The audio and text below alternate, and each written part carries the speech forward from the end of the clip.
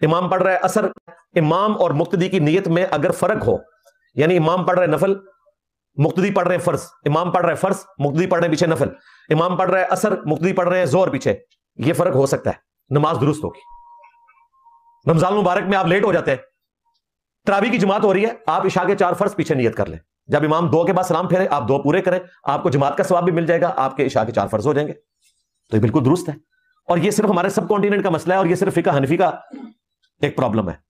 شیعہ بھی اس کے قائل ہیں، اور اہل سنت میں حنفیوں کو چھوڑ کے باقی سارے قائل ہیں، اہل حدیث بھی قائل ہیں، شافعی بھی قائل ہیں، حنبلی بھی، مالکی بھی۔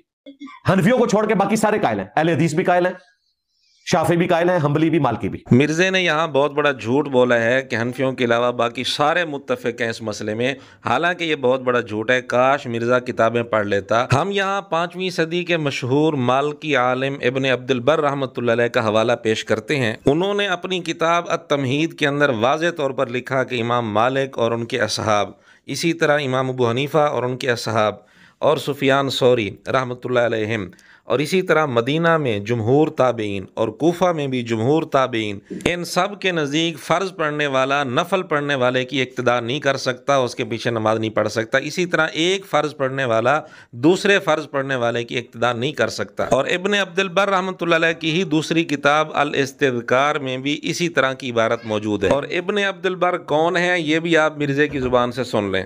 اور کتاب الاستذکار میں امام ابن عبد البر جو اسپین میں اندلس میں بہت بڑے اہل سنت کے امام ہو گزرے ہیں 5ویں صدی ہجری میں۔ بہرحال ابن عبد البر رحمۃ اللہ علیہ کی عبارت بھی ہم نے آپ کے سامنے پیش کر دی۔ اب مرزے کی بات دوبارہ سنیں۔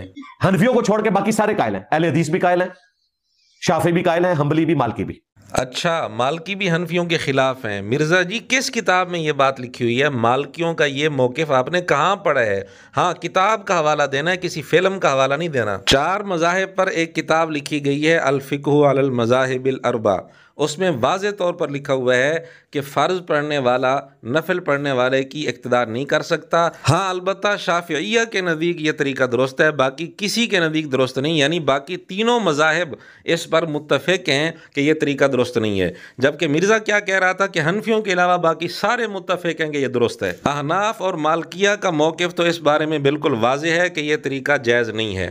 البتہ امام احمد رحمۃ اللہ علیہ سے 2 روایات ہیں، ایک روایت یہ ہے کہ یہ جائز ہے اور ایک روایت یہ ہے کہ جائز نہیں۔ مشہور مذہب امام احمد رحمۃ اللہ علیہ کا بھی یہی ہے کہ یہ جائز نہیں ہے، جیسا کہ الفقہ علی المذاہب الاربع کے حوالے سے بھی یہی معلوم ہوتا ہے۔ اور ایک اور کتاب ہے اختلاف الائمۃ العلماء ابن حبیرہ کی، اس میں بھی یہی لکھا ہے کہ امام ابو حنیفہ، امام مالک، امام احمد رحمۃ اللہ علیہ تینوں متفق ہیں کہ یہ طریقہ جائز نہیں ہے۔ اور ابن حبیرہ جنہوں نے یہ کتاب لکھی ہے یہ 6ٹی صدی کے عالم ہیں۔ یہ چند ایک حوالے ہم نے آپ کے سامنے پیش کیے جن سے آپ کے سامنے حقیقت واضح ہو گئی۔ اب مرزے کی بات دوبارہ سنیں۔